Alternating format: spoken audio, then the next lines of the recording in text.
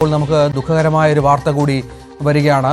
പ്രശസ്ത സംവിധായകൻ ഷാജി എൻ കരുൺ അന്തരിച്ചു എന്നുള്ളതാണ്. തിരുവനന്തപുരത്തെ വസതിയിലാണ് അദ്ദേഹത്തിന്റെ അന്ത്യം. നമുക്കറിയാം, പിറവി കാൻ ഫിലിം ഉത്സവത്തിൽ ഗോൾഡൻ ക്യാമറ എന്ന തരത്തിൽ പ്രശസ്തമായ സിനിമയാണ് സ്വം. അദ്ദേഹത്തിന്റെ രണ്ടാമത്തെ സിനിമ സ്വം കാൻ ഫിലിം ഫെസ്റ്റിവലിൽ മത്സര വിഭാഗത്തിലേക്ക് തിരഞ്ഞെടുക്കപ്പെട്ട ഏക മലയാള സിനിമയാണ്. International film festival of Kerala അധ്യക്ഷനായിരുന്നു. പത്മശ്രീ അവാർഡ് ജേതാവാണ് അദ്ദേഹം. നിരവധി സിനിമകൾ, അതായത് നിരൂപക ശ്രദ്ധ ആകർഷിച്ച നിരവധി സിനിമകളുടെ സംവിധായകൻ കൂടിയാണ് ഷാജി എൻ കരുൺ എന്നുള്ളതാണ്. നമുക്ക് ഏറെ മലയാളിയുടെ പ്രശസ്തി, മലയാള സിനിമയുടെ പ്രശസ്തി ദേശീയ അന്തർദേശീയ തലങ്ങളിൽ ഏറെ ഉയർത്തിയ ഒരു വലിയ മനുഷ്യനാണിപ്പോൾ നമ്മളെ വിട പറഞ്ഞു പോയിരിക്കുന്നത്. കിരൺ ബാബു വിവരങ്ങൾ പങ്കുവെക്കും. കിരൺ, ഷാജി എൻ കരുൺ എന്ന് ഓർക്കുമ്പോൾ ഫെസ്റ്റിവൽ സിനിമകളുടെ മലയാളിയെ സ്വം പോലെയുള്ള പല നടന്മാർക്കും ദേശീയ അവാർഡുകൾ വാങ്ങിക്കൊടുത്ത ഒരു സംവിധായകൻ. അവസാന കാലത്തും അദ്ദേഹം വലിയ സജീവമായിരുന്നു ഈ മേഖലയിൽ അടക്കം. എങ്ങനെയാണ് അന്ത്യം സംഭവിച്ചത്? അദ്ദേഹം അസുഖബാധിതനായിരുന്നോ? രഞ്ജിത്തെ, അദ്ദേഹം കഴിഞ്ഞ കുറച്ചു കാലമായി അസുഖബാധിതനായിരുന്നു. അദ്ദേഹത്തെ ആശുപത്രിയിൽ നിന്ന് വീട്ടിലേക്ക് മടക്കി അയച്ചിരുന്നു. അദ്ദേഹത്തിന്റെ രോഗം ഒരു പ്രത്യേക ഘട്ടത്തിൽ എത്തിച്ചേരുകയും പിന്നീട് അങ്ങോട്ട് ചികിത്സയുമായി മുന്നോട്ട് പോകാൻ കഴിയാത്തൊരവസ്ഥ എത്തിയപ്പോഴാണ് അദ്ദേഹത്തെ വീട്ടിലേക്ക് മടക്കി അയച്ചത്. അല്പസമയം മുമ്പാണ് അദ്ദേഹത്തിന്റെ അന്ത്യം ഉണ്ടായത്.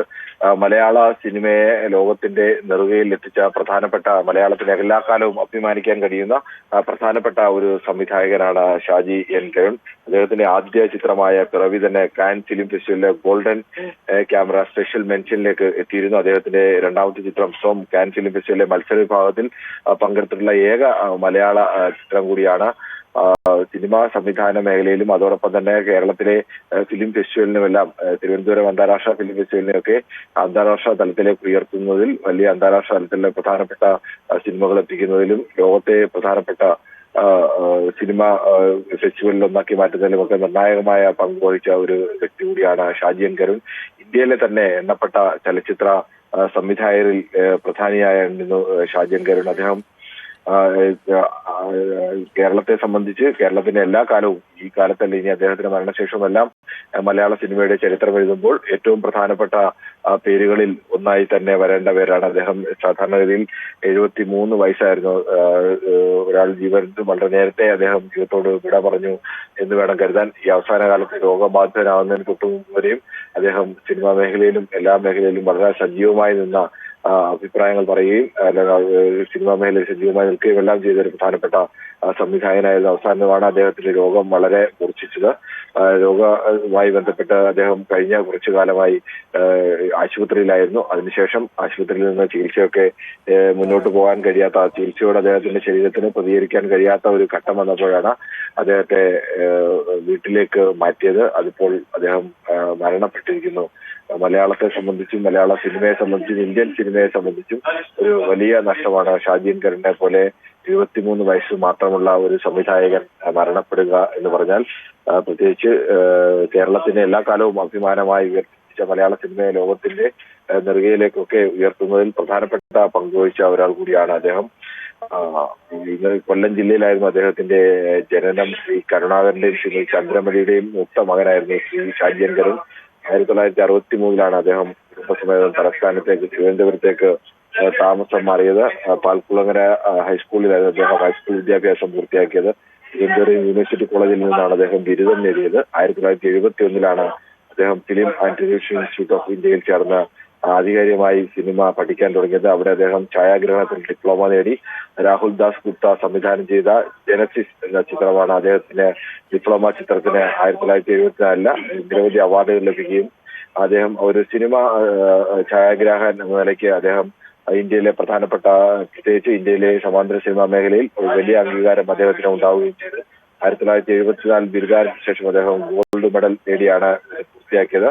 ബിരുദാനന്തര ബിരുദം 1970 ശേഷമാണ് 1975 കേരള സംസ്ഥാന ചലച്ചിത്ര വികസന കോർപ്പറേഷൻ യാഥാർത്ഥ്യമാകുന്നതുവരെ ISRO Ahmedabad, Mumbai TV, Madras film industry എന്നിവയിൽ കരാറടിസ്ഥാനത്തിൽ ജോലി ചെയ്തിരുന്നു.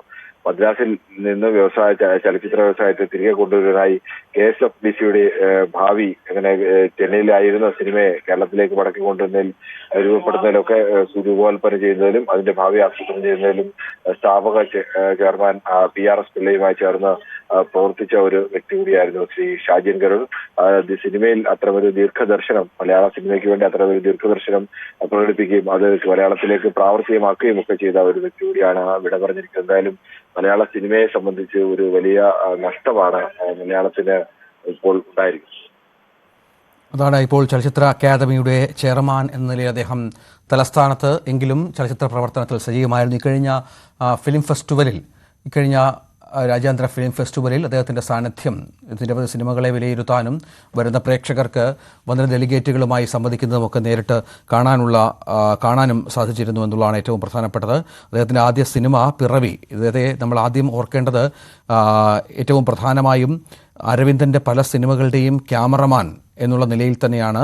40 സിനിമകൾ ഏതാണ്ട് അദ്ദേഹം പൂർണ്ണമായും ക്യാമറ ചലിപ്പിച്ചു. അരവിന്ദൻ്റെ മിക്കവാറും എല്ലാ സിനിമകളുടെയും ഛായാഗ്രഹനായിരുന്നു.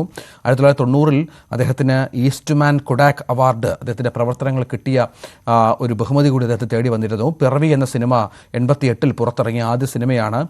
70-ലധികം അന്താരാഷ്ട്ര ദേശീയ ചലച്ചിത്ര മേളകളിൽ പ്രദർശിപ്പിച്ച് ഏറെ നിരൂപക പ്രശംസ നേടിയ ഒരു സിനിമ കൂടിയാണ് പിറവി എന്നതും പ്രേക്ഷകർ ഓർത്തെടുക്കണം.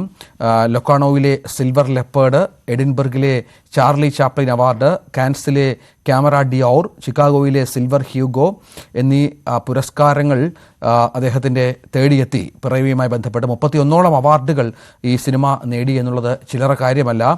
സ്വഹാം എന്ന 94-ലെ അദ്ദേഹത്തിൻ്റെ രണ്ടാമത്തെ ചിത്രമായ സ്വം, അത് 94-ലെ കാൻസിലെ ഔദ്യോഗിക മത്സരത്തിൽ തുല്യ പ്രശംസ നേടി. വാനപ്രസ്ഥം നമ്മുടെ മലയാളിയുടെ സൂപ്പർ താരം മോഹൻലാലിൻ്റെ മറ്റൊരു മുഖം കാണിച്ചു തന്ന ഒരു സിനിമ. അതേറെ മോഹൻലാലിനെ സംബന്ധിച്ചിടത്തോളം അതിൻ്റെ ജീവിതത്തിൽ തന്നെ ഏറ്റവും പ്രാധാന്യം നിറഞ്ഞ ഒരു റോൾ തന്നെയായിരുന്നു എന്നുള്ളതാണ്.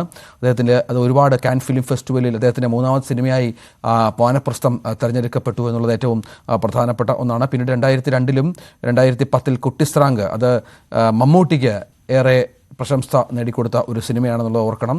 45-ലധികം അന്താരാഷ്ട്ര ചലച്ചിത്രമേളകളിൽ അത് പ്രദർശിപ്പിക്കുകയുണ്ടായി. പിന്നീട് സോപാനം എന്ന സിനിമ, ജയറാമായിരുന്നു നായകൻ, 2013-ലാണ്. 2018-ൽ ഓലു എന്ന സിനിമ അദ്ദേഹത്തിൻ്റെ ഭാഗത്തുനിന്ന് ഉണ്ടായി. അങ്ങനെ ഹിന്ദി സിനിമാ രംഗത്തും അദ്ദേഹം തൻ്റെ സാന്നിധ്യം അറിയിക്കുകയുണ്ടായി. ഒരു ഹിന്ദി സിനിമയും അദ്ദേഹം സംവിധാനം ചെയ്തു. നിരവധി അന്താരാഷ്ട്ര ചലച്ചിത്രമേളയിലെ ജൂറി അംഗമായി, സർക്കാർ അക്കാദമിക് മേഖലകളിൽ സജീവ പങ്കാളിത്തം, നിലവിൽ കേരള സംസ്ഥാന ചലച്ചിത്ര വികസന കോർപ്പറേഷൻ്റെ ചെയർമാൻ, അങ്ങനെ ഒരുപാട് ചലനാത്മകമായ സാംസ്കാരിക വിനിമയങ്ങൾക്കായി ഒരിടം സൃഷ്ടിക്കുന്ന, നമുക്കറിയാം സർക്കാരിൻ്റെ ആദ്യത്തെ OTT പ്ലാറ്റ്ഫോം, അത് ആ സംരംഭത്തിൽ അദ്ദേഹം തുടക്കം കുറിച്ചു എന്നുള്ളത് ഏറ്റവും പ്രധാനപ്പെട്ട ഒന്നാണ്. ഒരു എക്സലൻസ് സെൻറ്റർ, ദൃശ്യമാധ്യമങ്ങളെക്കുറിച്ച് ചർച്ച ചെയ്യുന്നതിന് അദ്ദേഹത്തിൻ്റെ ആശയമായിരുന്നു. അത് ഇപ്പോൾ പ്രാവർത്തികമായി വരുന്നു എന്നാണ് മനസ്സിലാക്കേണ്ടത്. ഏതായാലും വലിയ സംഭാവനകൾ, സിനിമാ രംഗത്ത് വലിയ സംഭാവനകൾ നൽകിയ ഒരു വിശിഷ്ട വ്യക്തിയാണ് ഇപ്പോൾ വിടവാങ്ങുന്നത് എന്നുള്ളതാണ് ഏറ്റവും സങ്കടകരമായ കാര്യം. നമുക്കറിയാം അദ്ദേഹത്തെക്കുറിച്ച് ഒരുപാട് പരാമർശങ്ങൾ പല മേളകളിലും ഉണ്ടായിട്ടുണ്ട്. അദ്ദേഹത്തിൻ്റെ വ്യക്തിത്വമായാലും അദ്ദേഹത്തിൻ്റെ സിനിമാരംഗത്തെ പ്രാഗൽഭ്യമായാലും ഒക്കെ ചോദ്യം ചെയ്യപ്പെടാത്ത വിധത്തിൽ തന്നെ ഒരുപാട് പ്രശംസ നേടി, ഒരുപാട് ബഹുമാനം നേടി വന്ന ഒരു മനുഷ്യൻ തന്നെയായിരുന്നു ശ്രീ ഷാജി എൻ കരുൺ എന്ന കാര്യത്തിൽ സംശയമില്ല. അദ്ദേഹം ഇപ്പോൾ വിടവാങ്ങിയിരിക്കുന്നു എന്നുള്ള ഏറ്റവും ദുഃഖകരമായ വാർത്തയാണ് പ്രേക്ഷകർക്കായി നൽകാനുള്ളത്. കിരണ്, മറ്റു വിവരങ്ങൾ എന്തെങ്കിലും ലഭ്യമാകുന്നുണ്ടോ?